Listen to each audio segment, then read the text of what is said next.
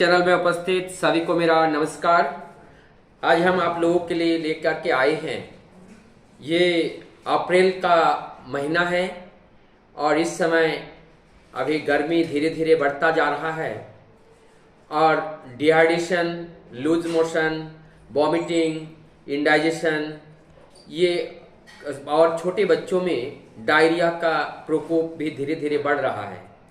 आज मैं कुछ मूल बातें वर्तमान समय से बचने के लिए किस तरह हम अपने आप को सुरक्षित रख पाते हैं, कुछ मूलभूत बातें हम बताने जा रहे हैं और इसको अगर हम ध्यान से अगर इस बात को पालन करें, मैं 100% गारंटी के साथ बता सकता हूं कि आपके जेब खाली नहीं होंगे, अर्थात डॉक्टरों के लिए पैसा खर्चा नहीं करना पड़ेगा। पहली बात है, अगर इस समय पे पानी का मात्रा ज़्यादा से ज़्यादा लेना चाहिए और पानी वो शुद्ध हो। अगर पानी में कहीं डाउट है, उसको बॉयल करके रखा जाए, फिर ठंडा करके उसको पिए। दिनचर्या हमारा थोड़ा ऋतु के हिसाब से, वर्तमान समय की जो परिस्थिति जलवायु है, इस हिसाब से अपने को भी परिवर्तन करना है और सुबह जल्दी उठना है।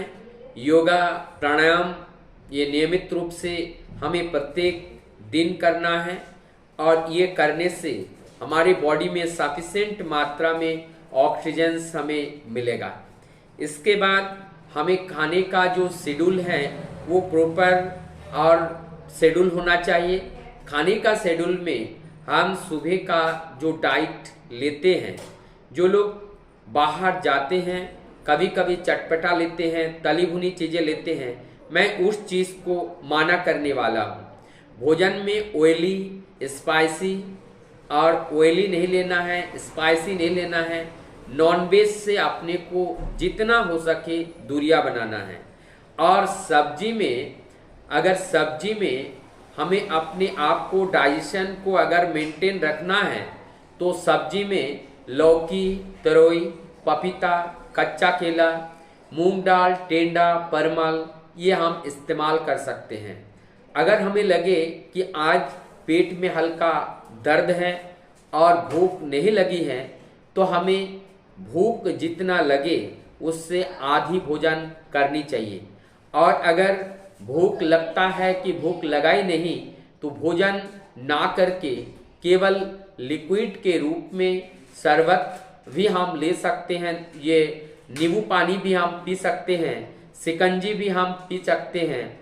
और इस तरह से गन्ने का जूस बिना बर्फ से और बिना चीनी मीठा डालकर, वो तो ऑलरेडी मीठा होता ही है, उसे बढ़ाने के लिए अलग से वो लोग चीनी का प्रयोग करते हैं, उसको भी माना कर देना चाहिए। इससे भी हमारा डाइजेशन खराब होने से बचते हैं। अधिकतर बच्चों में जो डिहाइड्रेशन, इस टाइम बच्चे बहुत बेचैन हो जाते हैं। पहले तो उन्हें वॉमिटिंग आने लगते हैं, अचानक वॉमिटिंग शुरू हो जाता है और उसके थोड़ी देर बाद या 8-10 घंटे बाद फिर लूज मोशन भी शुरू हो जाते हैं। उसके बाद फीवर भी हो जाते हैं, वायरल भी अटैक करते हैं। तो निश्चित रूप से हम अगर अपने आहार विहार को नित्य नियमित रूप से करें, इस पे अगर ध्यान दें तो हम निश्चित रूप से हम अपने आप को सुरक्षित रखने में सफल हो पाएंगे।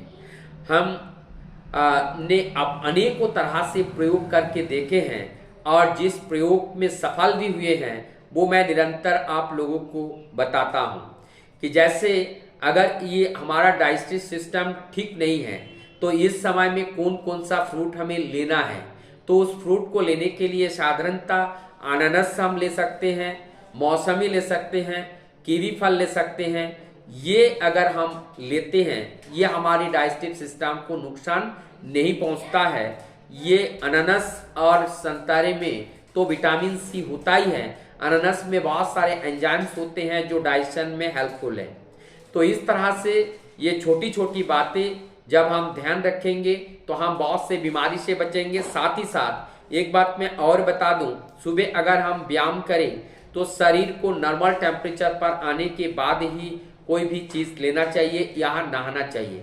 धूप के समय जब हम बाहर निकले तो पानी पेट भर के हम पी के ही बाहर निकले, तब जाकर के हमें लू लगने का डर भी बहुत कम रहता है। धूप से तुरंत बाहर से कहीं आए और तुरंत पंखा, तुरंत एसी में जाना, तुरंत फ्रिज का पानी पीना, तुरंत कोल्ड ड्रिंक पीना, ये सारी चीज़ हमारे स्वास्थ्य के लिए बहुत ही घातक है। तो ये कुछ मूल बातें थी जो मैं आप लोगों को बताना उचित समझा, जिसको पालन करने से हम स्वस्थ रह सकते हैं। तो मैं आशा करता हूँ वीडियो आप लोगों को अच्छा लगा होगा। अगर अच्छा लगे इसको सब्सक्राइब कीजिएगा, शेयर कीजिएगा, लाइक कीजिएगा, ताकि और भी नए जानकारी के साथ आप लोगों के समक्ष आने में मुझे प्रोत्साहन मिले। और आप सब लोगों का अच्छे सुस्वास्थ्य का मंगल प्रार्थना करते हुए मैं अपने बातों को ही विराम देता हूँ। सबको पुनः नमस्कार।